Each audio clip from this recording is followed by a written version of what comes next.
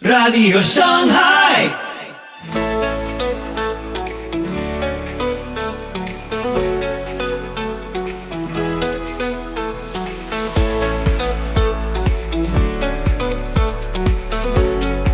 Muy buenos días, muy buenas tardes, muy buenas noches. Soy Pipo Biglione. Muy bienvenidos a Radio Shanghai. Este es el episodio 510 de la 8ª temporada. Hoy, Corintios, 9ª parte con César Vidal. Continuamos con la magnífica serie expositiva de la primera carta a los Corintios que comenzó en el episodio 488. Te invito a escuchar este episodio atentamente. Soli Deo Gloria.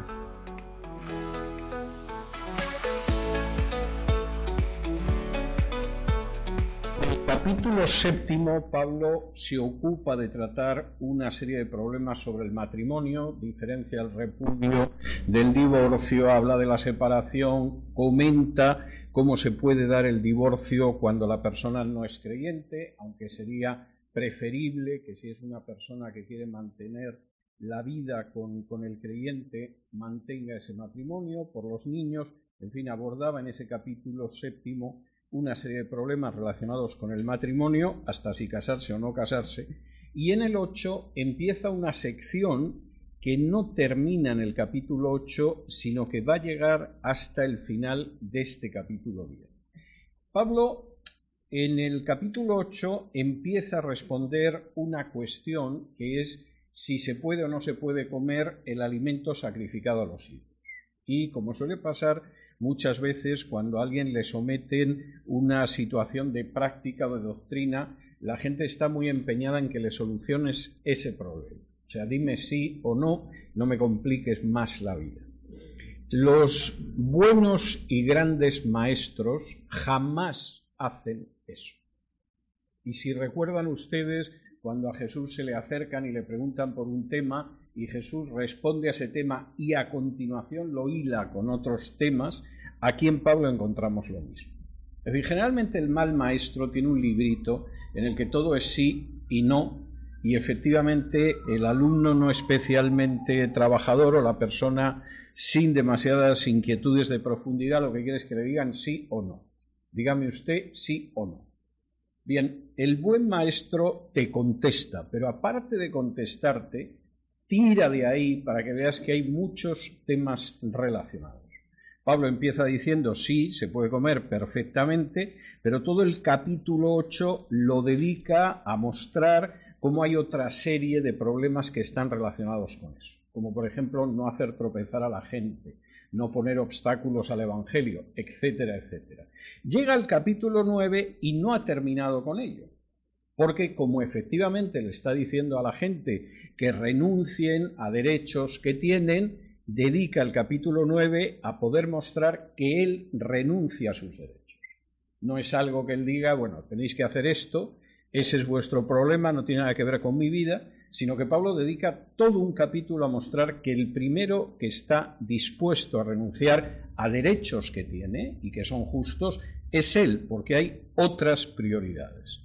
Y entonces llegamos al capítulo 10 y van a ver ustedes que la pregunta que empezaba varios capítulos atrás concluye aquí y ya la semana que viene en el capítulo 11 Pablo va a tratar otros temas. Pablo, como Jesús, es el típico gran maestro que le plantean un problema que te lo va a responder, no te lo va a eludir con palabrería, que es lo que a veces se hace, pero te va a mostrar todas las derivadas y todas las cuestiones relacionadas con ese tema.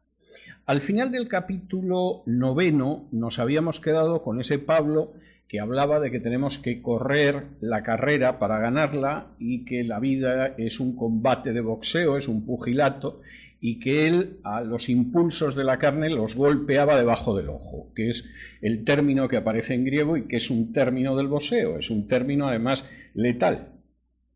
Si quieres derribar a tu adversario, le tienes que propinar un golpe justo debajo del ojo que debe hacer que el cerebro baile la conga dentro del cráneo y efectivamente lo tumbas. Y Pablo utiliza ese término que Lamentablemente en nuestra traducción pues no puedes explicar todo eso, aunque tengo que decir que en mi Biblia de estudio, que Dios mediante aparecerá en junio, sí hay una nota específicamente explicando ese golpe debajo del ojo. Y cuando llega a ese punto, Pablo a continuación une todo el capítulo 10 para volver a explicar por qué hay que correr para ganar y por qué hay que golpear nuestros impulsos carnales debajo del ojo para noquearlos. Y dice en el versículo 1 del capítulo 10, porque no quiero, hermanos, que ignoréis. Es decir, todo esto os lo he contado porque hay algo que no quiero que ignoréis. Y alguno diría, pero Pablo, si yo solo te he preguntado si me traen unas chuletas consagradas a la diosa Venus, ¿las puedo comer o no? Bien, no voy a eludir esa cuestión, pero aquí hay mucho más de lo que tú te creas que esas chuletas. ¿Y qué contesta Pablo? Pues esto es tremendo. Tened en cuenta que no basta con pertenecer a un grupo religioso para pertenecer a Dios.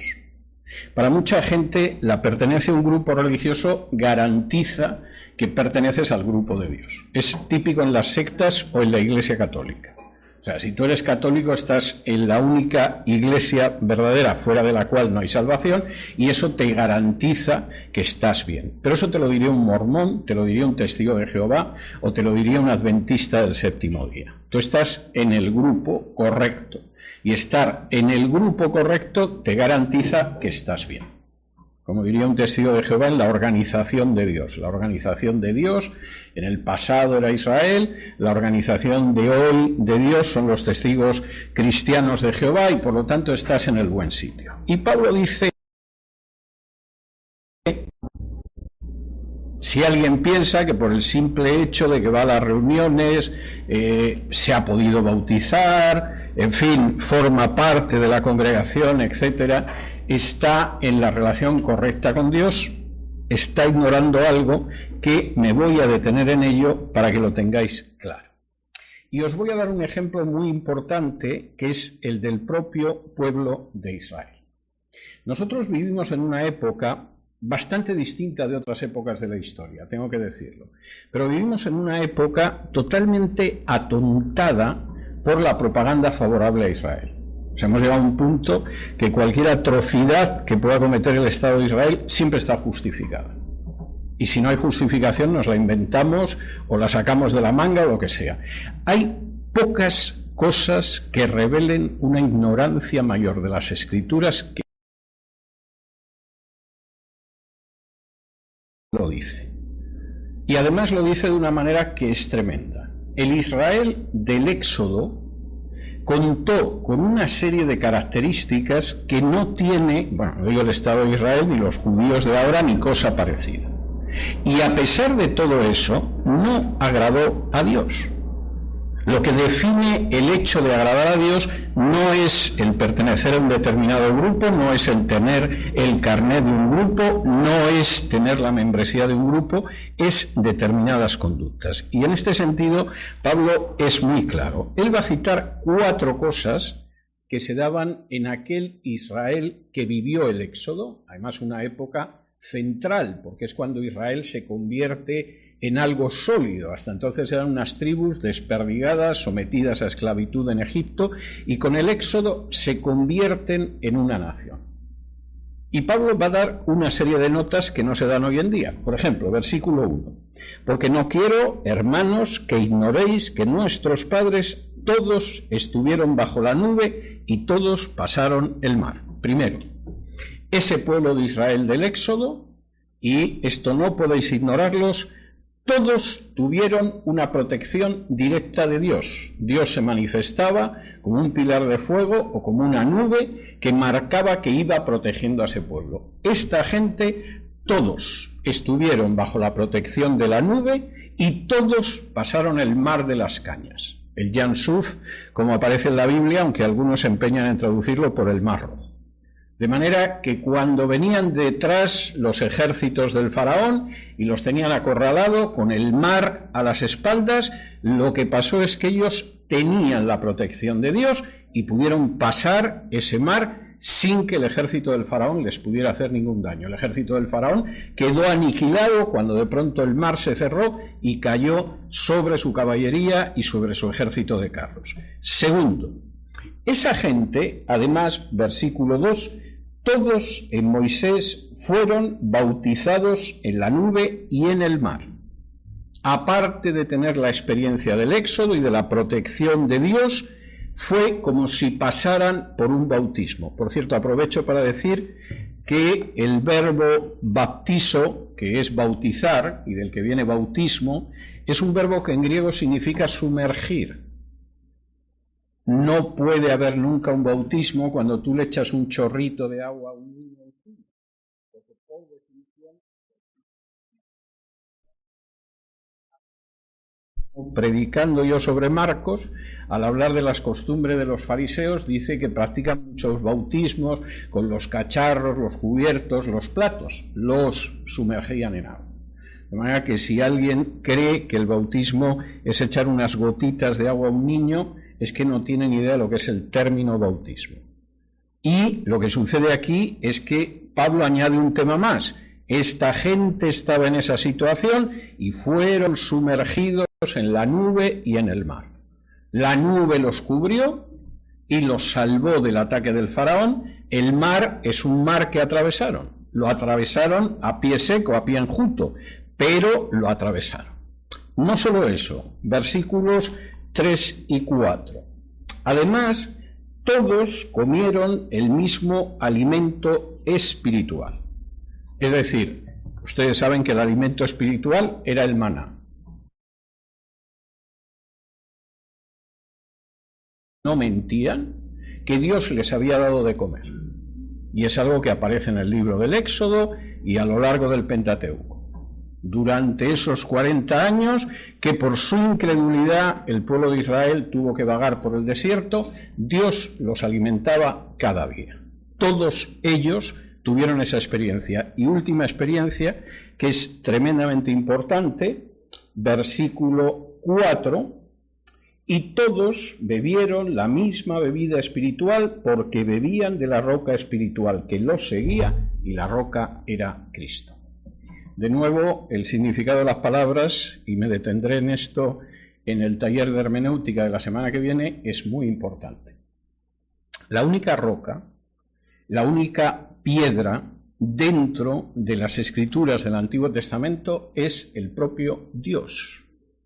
Afirmar que la roca o la piedra sobre la que se levanta la Iglesia es Pedro, no solo es de una ignorancia del Nuevo Testamento pasmosa, es una blasfemia.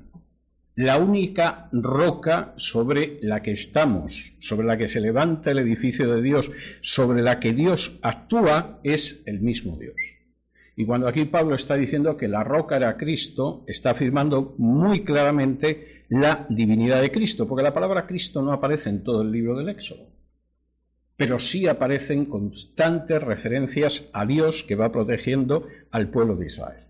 Ahora, lo que dice Pablo es muy importante. Si recordáis lo que está escrito en el libro del Éxodo, lo que vemos es que todos estuvieron bajo la protección de la nube y todos pasaron el mar de las Cañas. Lo que vemos es que todos fueron bautizados, estuvieron bajo la nube y pasaron a través del mar. Lo que vemos es que a todos los alimentó Dios. Y lo que vemos es que incluso la roca que es Dios, y en este caso era Cristo, los dio de beber a todos espiritualmente. Bueno, pues se supone que esta gente es gente que debía de funcionar de maravilla. Pues no. Versículo 5. Pero de los más de ellos no se agradó Dios, por lo cual quedaron postrados en el desierto. Afirmación terrible, pero enormemente contundente. Si alguien piensa que por pertenecer al grupo humano que quieras, efectivamente la simple pertenencia, la simple participación de determinadas circunstancias espirituales significa que Dios se agrada de ti, estás muy equivocado. La experiencia de Israel en el Éxodo es muy difícil encontrar un paralelo, incluso en la historia de Israel. Y no pudieron recibir más. Y evidentemente formaban parte de Israel. Y ninguno podía decir, no, yo en vez del maná iba a cazar por el desierto. No. Y sin embargo, ¿qué pasó? ¿Que Dios consideró que eran magníficos, los llevó hasta la tierra prometida, entraron felizmente? No. La mayor parte, sus huesos quedaron tendidos en las arenas del desierto. ¿Y por qué? Porque Dios no se agradó con ellos. Y esto es algo verdaderamente tremendo. Y entonces aquí Pablo introduce un elemento más. Para realmente tener una relación con Dios, no basta que formes parte de un grupo humano. O sea, puedes venir aquí, aceptas la confesión de fe, si no estás bautizado, te bautizamos, etcétera, etcétera. Externamente, perteneces a la Iglesia. Pero puede que nunca se operara una conversión, puede que efectivamente nunca haya sido así, y lo que tienes es una pertenencia exterior que no es la pertenencia interior. Y Pablo dice, voy a daros algunas señales de por qué Dios no se agradó de esta gente y se quedó ahí con los huesos calcinándose bajo el sol. Y es tremendo. Versículo 6, muy importante. Mas estas cosas sucedieron como ejemplos para nosotros, para que no codiciemos cosas malas como ellos codiciaron. Ojo, la historia del pueblo de Israel no es normativa, no es nuestra norma de vida. Si fuera nuestra norma de vida, adoraríamos a los Baales, asesinaríamos a un oficial porque nos gusta su mujer y nos hemos acostado con ella, nos dedicaríamos a oprimir a determinadas personas, etcétera, etcétera. No es nuestra norma, la única norma de nuestra vida es Cristo y las enseñanzas de Cristo. Pero de esa historia sí derivamos ejemplos. Y hay que tener mucha atención a esos ejemplos, porque a veces son el ejemplo de lo que no hay que hacer. Y es tremendamente importante. Pablo menciona 5 conductas, que son conductas en las que incurrió el pueblo de Israel, que se quedó tendido al sol en su inmensa mayoría. Josué, por ejemplo, no, Caleb no, pero la inmensa mayoría quedó fuera. Y esas son conductas que nos sirven de ejemplo de lo que no hay que hacer. Primera cuestión que hay que evitar, la codicia. Versículo 6, mas todas estas cosas sucedieron como ejemplo para nosotros, para que no codiciemos cosas malas como ellos codiciaron. La codicia no suele considerarse en muchas ocasiones una conducta pecaminosa que nos aparta de Dios. Todo lo contrario. Hay un evangelio de la codicia, que lo llaman de la prosperidad, que en realidad se dedica a excitar la codicia de la gente. En realidad debes de seguir al Señor, debes convertirte a Jesús, etcétera, porque va a satisfacer realmente tu codicia. Y este es un país de codicia, entre otras cosas porque es un país muy rico y por lo tanto, como es un país muy rico, pues evidentemente te puede excitar la codicia. Si estás viviendo en un país del África Austral, pues hombre, nos resulta bastante difícil. Pero en un país como este es muy fácil. Y de hecho, por cierto, en una estadística, en un estudio que estuve analizando esta semana, una de las cosas que aparecía y era muy significativa es que este es el país más rico del mundo y uno de los más insatisfechos e infelices del mundo. Tenemos multitud de países mucho más pobres que los Estados Unidos, donde la gente se siente mucho más satisfecha y más feliz, pero seguimos siendo el país más rico del mundo. El estado más pobre de los Estados Unidos, que es Mississippi, tiene una renta per cápita que es más del doble de la renta per cápita de España, por ejemplo. Imagínense ya al sur del Río Grande. Y tiene 5 veces menos desempleo que España. Imagínense en otros países. Pero eso no hace que la gente del estado de Mississippi o de otros estados sean más felices. Palabras de Pablo, lo primero que tenemos que aprender es a no codiciar. Como él mismo señala en una de sus cartas, la codicia, la avaricia, es una forma de idolatría. Segundo, y esto es muy importante, tampoco caigamos en la idolatría. Pero fíjense lo que considera idolatría. Versículo 7. Ni seáis idólatras, como algunos de ellos, según está escrito, se sentó el pueblo a comer y a beber y se levantó a jugar. ¿Eso es idolatría? Se supone que la idolatría es simplemente adorar imágenes. Sí, eso también es idolatría. Pero hay muchas conductas que son idolatría aunque no haya una imagen interpuesta. Bueno, pero comer y beber es necesario, sí, es necesario. Incluso jugar, si es un juego sano, no irse a Las Vegas a gastarse el dinero en un casino. Juegos de mesa o juegos deportivos también es muy sano. Pero cuando en el centro de tu vida no está Dios, sino que lo que está es estas conductas, llegamos a esa situación en la que Pablo dice que su Dios es el vientre. ¿Por qué? Porque se levantaban por las mañanas, se miraban en el espejo, contemplaban el ombligo y lo adoraban, viendo lo bonito que tenía en el vientre.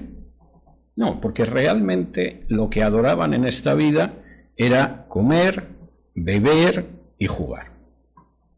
Yo recuerdo una vez, y cuando lo recuerdo, la verdad es que no sé si llorar o reír, pero una vez hablando con un hermano que hacía décadas que se había convertido, un día está hablando conmigo y me dice: a mí en esta vida me importan sobre todo dos cosas: comer y bailar. No hay nada malo en el comer, o sea, es necesario, me parece que es algo natural, no tengo que insistir en esto. Incluso el baile, según el tipo de baile que sea, tampoco tiene por qué ser malo.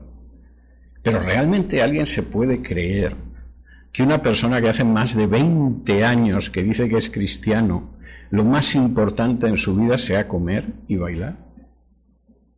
Es que es un claro ejercicio de idolatría.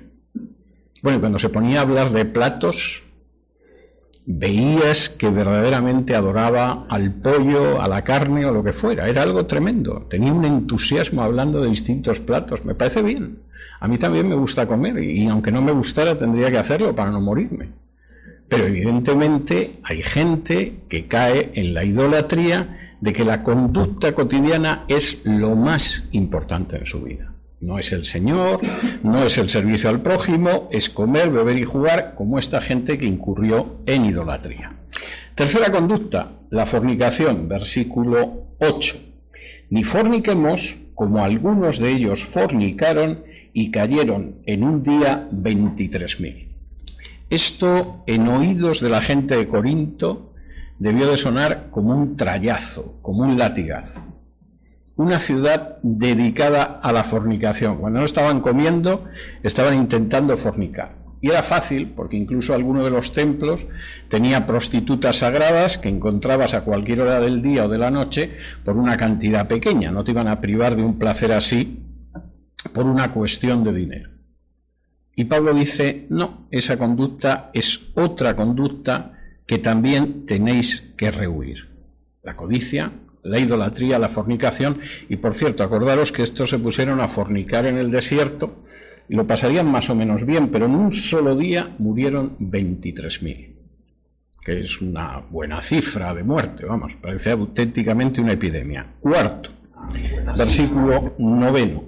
Ni tentemos al Señor, como también algunos de ellos lo tentaron y perecieron por las serpientes. No tentemos al Señor. Hay conductas en las que podemos incurrir, que podemos practicar, que implican tentar al Señor, desafiar al Señor. Bueno, pues si os acordáis del relato del Éxodo y de la marcha por el desierto, en una de esas ocasiones en que el pueblo de Israel tentó al Señor, aparecieron serpientes y empezaron a caer como moscas, y Moisés tuvo que levantar una serpiente de bronce y el que miraba la serpiente de bronce se sanaba. Episodio de la historia de Israel que Jesús retoma en el Evangelio de Juan para decir que igual que aquellos se salvaron viendo a la serpiente de bronce, quien ahora mire a él y crea en él también se salvará. No tentéis al Señor. No, pero es que yo soy de la tribu de Leví, como si eres de la tribu de Judá. No tentemos al Señor. Quinta conducta, y esta sí que ya es algo para terminar de desconcertar a cualquiera. Versículo 10. Ni murmuréis como algunos de ellos murmuraron y perecieron por el destructor. Lo de la fornicación en ciertas sociedades todavía se ve mal, pero lo de la murmuración, pero si eso está a la orden del día. Hay gente que el deporte que más practica es la murmuración. No necesitas nada más que sentarte al lado de esa persona y ya te está hablando mal de alguien. En alguna ocasión hasta puede que tenga razón, lo cual de alguna manera parece que justifica y legitima la murmuración, pero Pablo dice, no, cuando lo que se produce es murmuración, ese es un ejemplo de que se va muy mal. Ahora es curioso porque aquí Pablo no menciona que son creyentes detestables o falsos creyentes los que no entregan determinada cantidad de dinero en su iglesia. Pero si viéramos la predicación de muchísimas iglesias, parecería que ese es casi el único pecado. No, Pablo habla de situaciones que son muy concretas y que tenemos que evitar porque los ejemplos que tenemos son tremendos. Hay que evitar la codicia, aunque algunos consideren que la codicia es magnífica, para eso hemos venido a este país. Hay que evitar la idolatría de hacer que nuestra vida gire en torno a cosas que a lo mejor no son malas, pero que es que realmente son el centro de nuestra vida, como comer, beber o jugar. Hay que evitar la fornicación, aunque sea muy moderna y pueda ser muy agradable. Hay que evitar tentar al Señor y hay que evitar la murmuración. ¿Y por qué hay que hacer todo eso, Pablo, que nos estás angustiando con el dichoso capítulo 10? Fundamentalmente hay que hacer eso por 4 razones. Y Pablo las va a señalar a continuación. Primera razón, porque estamos en los fines de los tiempos. Y si vamos al versículo 11, dice, y estas cosas les acontecieron como ejemplo y están escritas para amonestarnos a nosotros, a quienes han alcanzado los fines de los siglos. Ahora, hay una enseñanza muy repetida, muy típica de las sectas americanas, o sea que no me extraña que haya entrado en el mundo evangélico, de que el fin de los tiempos, el fin de los siglos, etcétera, es el tiempo inmediatamente anterior a la segunda venida de Cristo. Esto no solo no es bíblico, es que indica un desconocimiento de los términos dentro del hebreo tremendo. En hebreo no hay estos tiempos y luego el fin de los tiempos, que es cuando llega el Mesías. En hebreo no existe nada más que este tiempo y el tiempo venidero, que es cuando llega el Mesías, el Olam Haba. Y si ustedes se toman la molestia de leer el Nuevo Testamento, lo vimos, por ejemplo, en el discurso de Pedro en Pentecostés, los últimos tiempos empiezan con la llegada del Mesías y acaban con el regreso del Mesías. Y en ese sentido él habla de cómo ahora mismo vivimos los postreros tiempos. ¿Por qué? Porque el Mesías ya llega. De manera que cuando alguien me pregunta, ¿cree usted que vivimos en los últimos tiempos? Yo dudo entre decirle sí, pero no es lo que usted se cree que son los últimos tiempos, o decirle, defíname lo que cree que son los últimos tiempos y entonces le digo si sí o si no. Pero Pablo aquí es muy claro y está escribiendo hace 20 siglos. A nosotros nos han alcanzado los fines de los siglos. No, el fin de los siglos, el fin de los tiempos está no sé cuántos siglos en el futuro. No, nosotros estamos viviendo en la época en la que ya ha llegado el Mesías. Y como estamos viviendo en una época nueva, porque incluso nuestro calendario nos habla de antes y de después de Cristo, puesto que no vivimos ya en la etapa anterior al Mesías, sino en la etapa del Mesías, todos estos ejemplos hay que tenerlos en cuenta. De eso hay muchos beneficios en los que no me puedo extender ahora, pero por ejemplo, cada vez que aparezca un charlatán diciendo que el arrebatamiento está a la vuelta de la esquina porque hay lunas de sangre, ustedes se reirán como yo me río y no le hagan ningún caso y que se dedique a estafar a su buena madre. Pero esta es la primera situación. Nosotros efectivamente lo tenemos en cuenta porque nos han alcanzado los fines de los tiempos. No porque estamos esperando en un futuro distante, a milenios, no, porque ya nos han alcanzado. Segundo, lo tenemos en cuenta por una razón que además es muy práctica, versículo 12. Así que el que piensa está firme, mire que no caiga. Porque aunque estemos firmes, nuestra conducta sabia y prudente es procurar no caer. Descuídate en tu firmeza y te puedes encontrar tendido en el suelo. Y esto es muy real, esto es muy real. Y es algo que deberíamos de recordar. Podemos estar en una situación de firmeza. Venimos al culto del viernes y salimos que casi levitamos, flotando por el aire. Escuchamos los estudios o las predicaciones del domingo y se nos llena el corazón. Todo es magnífico, dale gracias a Dios por ello, pero puesto que estás en pie, cuídate de no caer. Y Pablo en ese sentido es muy claro. Tercero, tenemos que tener esto en cuenta porque en contra de lo que piensan muchas personas, la tentación siempre es vencible. Versículo 13. No os ha sobrevenido ninguna tentación que no sea humana, pero fiel es Dios que no os dejará ser tentados más de lo que podéis resistir, sino que dará también juntamente con la tentación la salida para que podáis soportar. No es que la tentación es irresistible. Usted no se imagina lo guapísimo, amable y agradable que es mi jefe. Es que lo que me pida mi jefe, aunque sea más allá de preparar un informe, yo se lo tengo que conceder, porque yo a ese hombre no le puedo realmente negar nada. O usted no se imagina cómo está mi compañera de trabajo. Es que camina y parece que se va a romper de cómo está. Es una tentación absolutamente irresistible. O usted se cree que yo puedo llevar más de un cuarto de siglo contando billetes en la ventanilla del banco, pasando que habrán pasado por mis dedos millones, y en algún momento no me puedo llevar algún billete. Es que es imposible. Y Pablo dice, ninguna tentación va más allá de lo que se puede vencer humanamente. Y además Dios no va a dejar nunca que seáis tentados más allá de lo que podáis resistir. Y con la tentación va a venir la salida para que podáis soportar. Pero esto es insoportable. No, no es insoportable. Podemos resistir esa tentación. El Señor nunca va a permitir que seamos más tentados de lo que podemos resistir. Pero pregúntate, ¿quieres resistir la tentación o estás deseando caer en ella? Oscar Wilde, que era un escritor de talento británico y un gran cínico, decía que la mejor forma de vencer la tentación es dejarse caer en ella.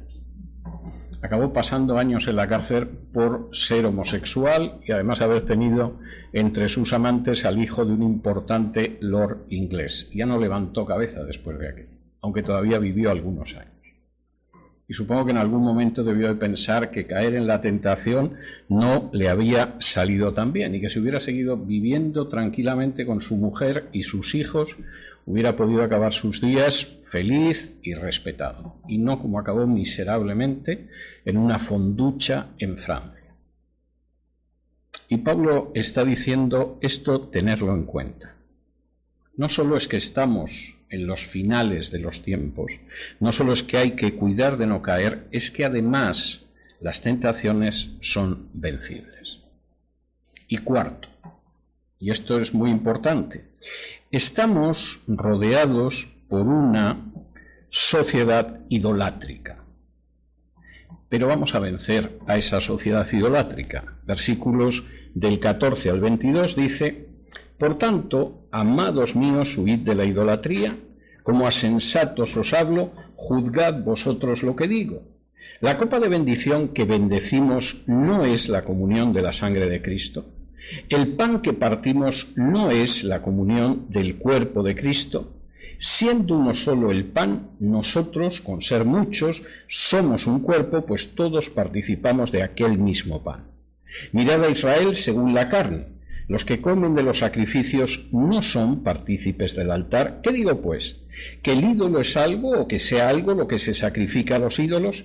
Antes digo que lo que los gentiles sacrifican a los demonios lo sacrifican y no a Dios, y no quiero que vosotros os hagáis partícipes con los demonios. No podéis beber la copa del Señor y la copa de los demonios, no podéis participar de la mesa del Señor y de la mesa de los demonios, o provocaremos a celos al Señor. ¿Somos más fuertes que Él? Última cuestión, vivimos en una sociedad idolátrica. Hombre, en la sociedad en la que vivimos aquí en Estados Unidos, en el primer cuarto del siglo XXI, bueno, es relativamente posible que no acabes en una ceremonia pagana, es relativamente posible que sí acabes en una ceremonia pagana, pero no es tan fácil.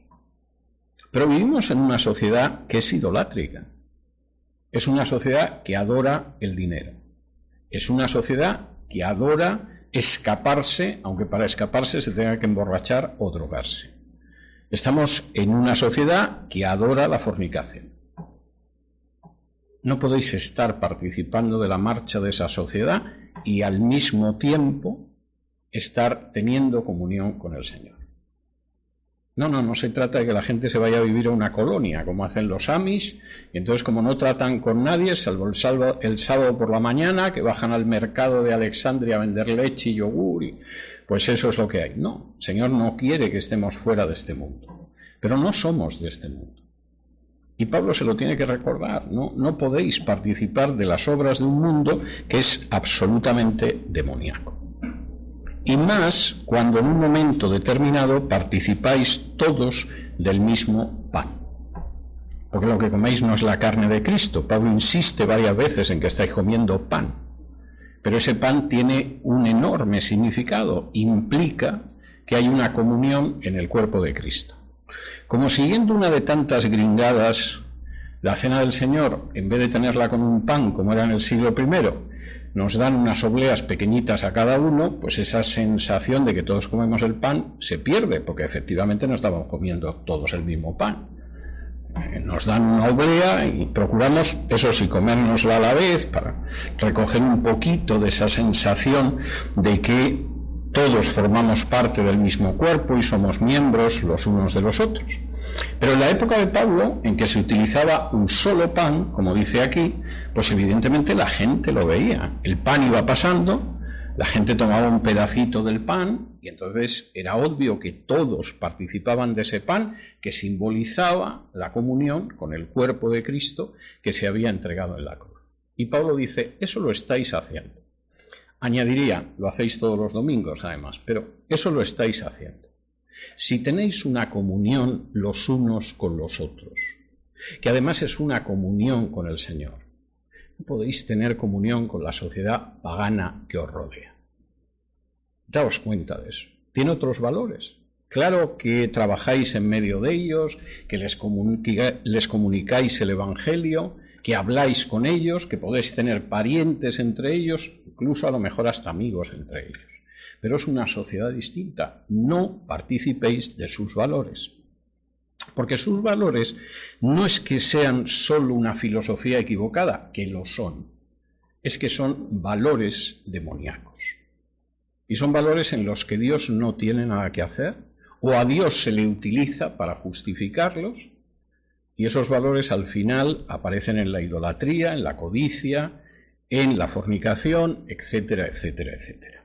Y Pablo llega ahora al final de la sección que comenzó en el capítulo 8. Y aquí acaba ahora, y de nuevo, como estaba comentando antes, los grandes maestros siempre enseñan mucho más allá de lo que les preguntan. Responden a las preguntas, pero de pronto te enseñan una perspectiva que generalmente no hubieras pensado que está ahí. Y Pablo cierra esta sección con 7 cuestiones. Primera cuestión, versículo 23, todo me es lícito, pero no todo conviene, todo me es lícito, pero no todo edifica. Primero, recuerda que efectivamente para el creyente hay infinidad de conductas que son lícitas, pero eso no significa que sean las más convenientes. Cuando estés en un momento determinado, pensando en si haces una cosa o la otra, recuerda que lo bueno es enemigo de lo mejor. Y tú tienes que buscar lo mejor, no solo lo bueno. Todo es lícito, todo te está permitido, pero no todo es conveniente y no todo edifica. Segundo, hay que buscar el bien de los demás antes que el propio. Versículo 24. Ninguno busque su propio bien, sino el del otro. ¿Sabes cómo acertar? Una regla de acertar. Piensa en el otro y busca el bien del otro en vez de pensar en primer lugar en tu propio bien. Aunque vivamos en una sociedad que continuamente te está diciendo que pienses en ti, segundo en ti y tercero en ti. Generalmente para que el que te lo dice te pueda robar mejor, claro está, pero esto no te lo dice. Pero sí insisten en que busques sobre todo lo tuyo. Como dice un refrán, la caridad bien entendida empieza por uno mismo. Y es para decir, pues si empieza por uno mismo, ¿dónde está la caridad? Pero es un sentimiento muy habitual. Segundo, tienes que buscar el bien de los demás antes que el propio. Tercero, para que no le quede a nadie dudas, porque sé, queridos corintios, que sois un poco brutos y si no machaco bien las cosas, esto se os va a escapar. Tercero, se puede comer de todo. Por si os habéis perdido en estos capítulos de lo que dije ya, en el sexto os lo recuerdo ahora, versículo 25. De todo lo que se vende en la carnicería, comed sin preguntar nada por motivos de conciencia, porque del Señor es la tierra y su plenitud. Podéis comer de todo. No, pero es que los adventistas del séptimo día siguen una profetisa loca que se dedicaba a copiar de otros libros sus profecías y a decir que Dios la inspiraba y que se llamaba Elena White. De manera que ni caso. La Escritura lo que dice claramente es que cualquier cosa que encuentres en la carnicería la puedes comer sin ningún problema de conciencia. Hombre, si venden sesos humanos, no, pero ya entendemos que en la carnicería estamos hablando de carne, de derivados de la carne, etcétera, etcétera. Cuarto, podéis comer de todo, pero evitad que el hermano débil tropiece. Versículo 28 al 30. Mas si alguien os dijere, esto fue sacrificado a los ídolos, no lo comáis por causa de aquel que lo declaró y por motivos de conciencia, porque del Señor es la tierra y su plenitud. La conciencia, digo, no la tuya, sino la del otro. Pues, ¿por qué se ha de juzgar mi libertad por la conciencia de otro? Y si yo con agradecimiento participo, ¿por qué de ser censurado por aquello que doy gracias? Si en algún momento alguien te dice, ¿pero qué estás comiendo? ¿Tú sabes de dónde viene eso? El dulce tiene un aspecto muy bueno, pero ¿sabes que son las yemas de Santa Teresa? Deja las yemas de Santa Teresa. Por supuesto que las puedes comer, pero no merece la pena hacer daño a un hermano que tiene escrúpulos de conciencia. Por razones de conciencia no lo comas. No por tu conciencia, que a ti tu conciencia te dice que... En fin, ya veremos cómo acaba tu nivel de glucosa y de azúcar en la sangre cuando te comas la caja de yemas, pero tu conciencia no te dice que eso sea malo espiritualmente. Pero por tu hermano, hazlo. Quinto, todo esto, en última instancia, lo hacemos. ¿Por qué lo hacemos? Para la gloria de Dios. Versículo 31. Si pues coméis, o bebéis, o hacéis otra cosa, hacedlo todo para la gloria de Dios. Yo sé que efectivamente aquí la pregunta es, ¿puedo comer la carne sacrificada a los ídolos? Pero aquí hay muchas más cuestiones. Está el no hacer tropezar al hermano, está el hecho de que todo lo que hagáis en vuestra vida tiene que hacerse para la gloria de Dios. Y sexto, está también el hecho de que tenéis que buscar la salvación de todos. Versículos 32-33, no seáis tropiezo ni a judíos, ni a gentiles, ni a la iglesia de Dios, como también yo en todas las cosas agrado a todos, no procurando mi propio beneficio, sino el de muchos, para que sean salvos. Nuestra vida no la vivimos en función de nosotros vivimos nuestra vida, pero no es una vida centrada en nosotros. Estamos dispuestos a renunciar a nuestros derechos para no hacer tropezar a la gente, para hacer todo para la gloria de Dios y para ir buscando la salvación de todos, sean lo que sean, judíos, gentiles o mediopensionistas. Y séptimo, aprended a imitarme. Capítulo 11 y versículo 1, sed imitadores de mí, así como yo de Cristo. Oscar Wilde, que era un gran cínico, tenía un gran sentido del humor. decía: bienaventurados nuestros discípulos, porque heredarán nuestros defectos. Y esto, que suena muy cínico, es bastante real. Yo he visto maestros que tenían discípulos. Generalmente el discípulo no llegaba al talento del maestro, pero copiaba todos y cada uno de sus defectos. Y es una forma absolutamente cínica de ver las cosas. Y a veces tienes que oír, bueno, tal persona o tal otra hacía esto y yo por eso lo hago. No ha pensado si eso se conforma con la Biblia o no, lo hacía alguien y punto. Pero lo que Pablo dice aquí es algo muy distinto que ese bienaventurados nuestros discípulos, porque heredarán nuestros defectos. Está hablando de lo importante que es el ejemplo. Pablo, por supuesto, da por supuesto que atenderán lo que él dice, etcétera, pero lo que es realmente importante es que la gente aprenda por el ejemplo. Cuando uno ve, por ejemplo, la vida y las enseñanzas de Jesús, y luego ve lo que han escrito Juan, o lo que han escrito Pedro, o gente que estuvo cerca de Jesús, han aprendido del ejemplo de Jesús. Ese Juan, que en un momento determinado le dice a Jesús: hacemos que llueva fuego sobre esta aldea de samaritanos que no te ha querido recibir, y que ha escuchado a Jesús diciendo: vosotros es que no sabéis del espíritu que sois, ni idea tenéis de lo que estáis diciendo. Como recordaba muy acertadamente el hermano Tanaka este viernes en su estudio de los Salmos, es el mismo Juan, exactamente el mismo, que dice que el mayor mandamiento y el nuevo mandamiento es que os améis los unos a los otros. Y eso lo aprendió solo de escuchar a Jesús y de ver el ejemplo de Jesús. Jesús murió apenas unos instantes después de decir: Padre, perdónalos porque no saben lo que hacen. Y lo acababan de clavar en una cruz. Y lo mismo sucede con Pablo. Pablo no tenía que desarrollar grandes cosas, aunque yo reconozco, después de más de medio siglo de estudiar a Pablo, y uno siempre sigue encontrando cosas nuevas, que tenía una enorme capacidad dialéctica y una enorme capacidad de enseñanza.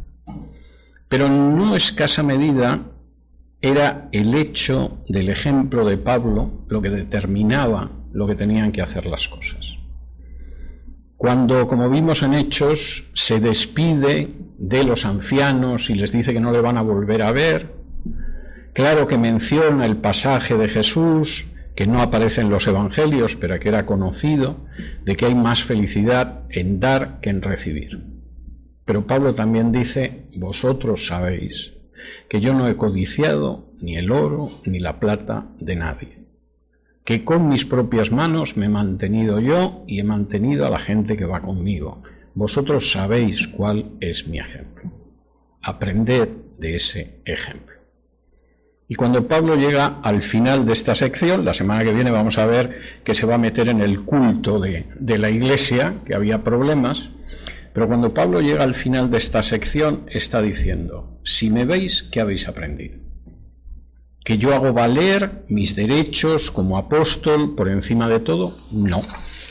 Vosotros lo que habéis visto es que yo renuncio a mis derechos como apóstol, de estar casado, de recibir dinero para trabajar como misionero, etcétera, etcétera.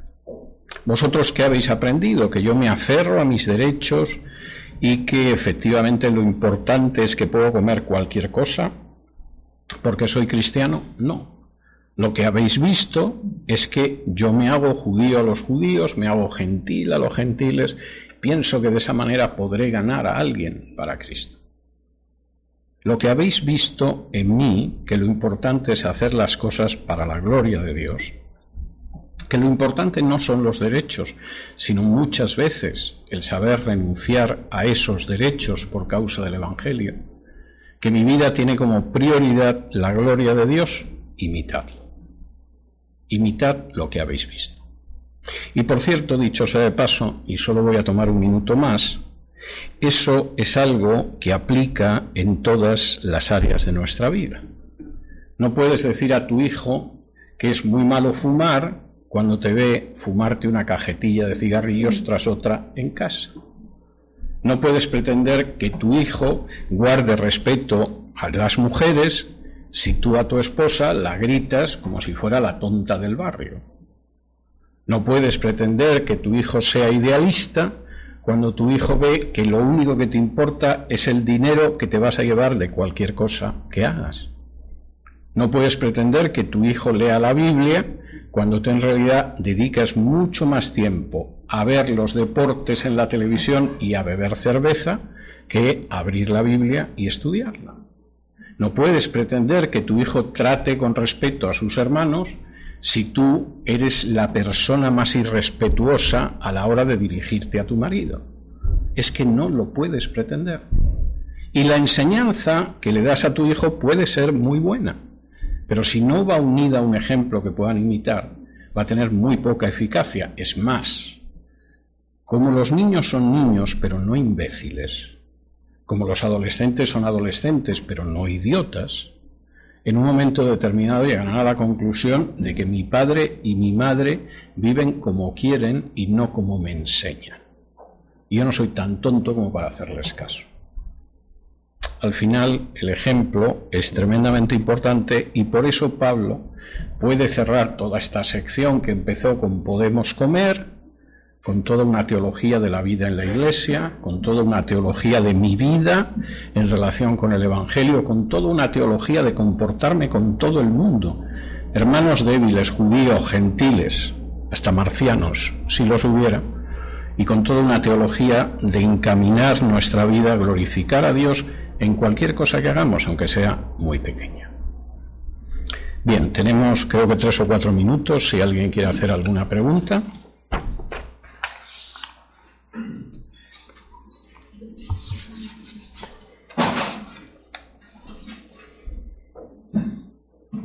Si no hay preguntas no pasa nada. O sea, mi capacidad de narcotizar a mis auditorios ya la tengo muy testada. O sea. Hermano, me llama mucho la atención el 23 y el 24, ¿no? Pablo aconsejando a los hermanos que se creían fuertes en la fe de tratar de la mejor manera al hermano débil. Sí. Y creo yo que es lo que muchas veces nos está faltando a nosotros como iglesia, de saber tratar y cómo llegar a aquellos hermanos que están débiles en la fe, aquellos que son nuevos en la fe.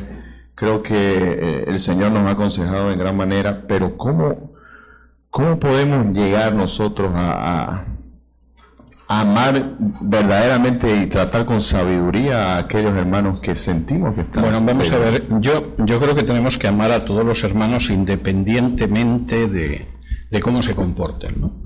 Es decir, es mucho más fácil amar a una hermana que cuando llegamos arriba a tomar el café, no sé por qué ha decidido regalarnos con su gracia y nos acerca el café y además un trocito de pastel. ¿Cómo le vas a coger cariño, no?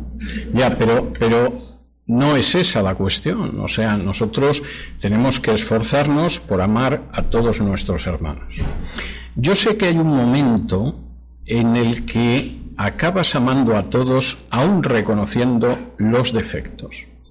Y es ese momento en el que dices: yo quiero mucho a la hermana Juanita, que sí, yo sé que es muy pesada, pero también es muy buena, ¿no? Y hay que conocer cómo es su familia y cómo está solita, y de verdad que la quiero.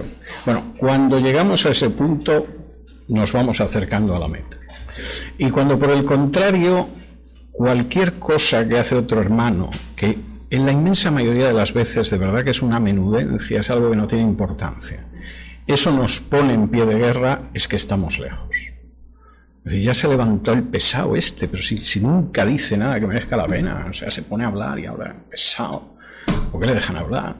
O sea, esto hay que hablarlo para que no hable, o sea, por ejemplo, ¿no? Bueno, pues entonces estamos lejos. Es decir, nosotros nos vamos acercando a ese amor a los hermanos cuando el hermano es más importante que aquello que nos molesta de él. Y efectivamente podemos pensar que está equivocado, que es un pesado, pero si eso no es así, pero le damos tiempo al Señor para que lo cambie y nosotros, mientras tanto, lo queremos. Mi experiencia es que una persona que se mueve en un ambiente de ese tipo muchas veces cambia por sí sola. No estás hablando de que de pronto alguien te llega y te dice que no existe el Espíritu Santo y que es una fuerza como el viento, pongo por caso. O que a la fe en Cristo hay que sumarle no sé qué obras porque si no te condenas. No estamos hablando de esto, pero estás hablando de gente que tiene a veces opiniones peculiares, etcétera, etcétera. Yo me he encontrado en muchas ocasiones que con el simple paso del tiempo y lógicamente con la madurez de esta persona, el Señor lo coloca donde debería estar. Yo me he encontrado el caso. Estoy pensando en una persona y no puedo dar datos porque lo puede haber alguien en internet e identificarlo, ¿no? Y quiero ser discreto. Pero recuerdo una persona que, por ejemplo, tenía problemas con cierto tipo de comida. Y entonces tú le dices, pero mire que Pablo dice claramente que lo que se vende en la carnicería, pues, se puede comer todo. Como si en su Biblia hubieran quitado el versículo.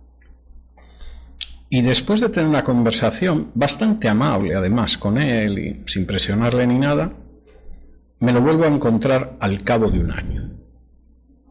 Y me dice, mire, ¿se acuerda usted de la conversación que tuvimos? Sí. Yo pensé, otra vez me va a dar la lata con lo mismo, ¿no? Y dice, mire, tiene usted razón. Estaba un día estudiando la Biblia por la mañana antes de desayunar y de pronto me vino esto. Dice, tenía usted razón, se lo agradezco mucho porque me trató con mucha paciencia. Entonces, a veces son cosas que van apareciendo por sí solas. Y si no aparecen, no vamos a machacar a un hermano por una cuestión de ese tipo, porque quiere o no quiere celebrar una cosa que no es contraria a la Biblia, porque quiere o no quiere comer, o sea, por cosas de ese tipo, ¿no? Tenemos cosas más importantes que hacer y nuestros derechos siempre están por detrás de la gloria de Dios, del avance del Evangelio y del bien de los hermanos. Y vivimos en una sociedad empeñada en que ejerzamos nuestros derechos que a veces no tenemos, pero que los políticos nos han creado para tenernos pastoreados, en el peor sentido de la palabra. Y Pablo es el ejemplo de, yo tengo derechos reales, pero estoy dispuesto a renunciar a ellos, porque hay cosas más importantes. Y eso es algo que realmente sí que tenemos que aprender. Muchísimas gracias por su atención. Nos vemos la semana que viene, Dios mediante. Aquel que es poderoso para guardarnos sin caída y presentarnos sin mancha delante de su gloria con gran alegría. Al único y sabio Dios, nuestro Salvador, sea gloria y imperio y potencia, ahora y por todos los siglos. Amén.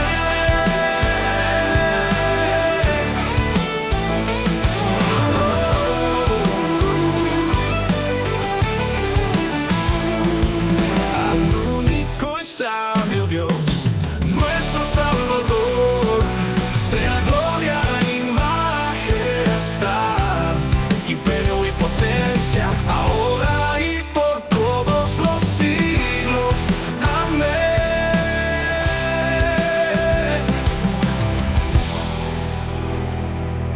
Al único y sabio Dios, nuestro Salvador, sea gloria y majestad,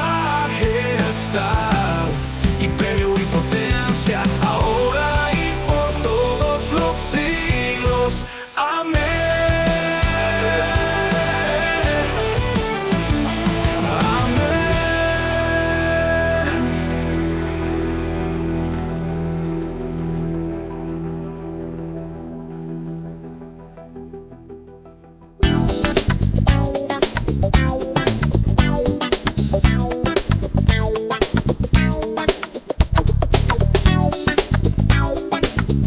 Gracias por escucharnos. Te pedimos que puedas suscribirte y dejarnos tu like para seguir transmitiendo actualidad y palabra de Dios.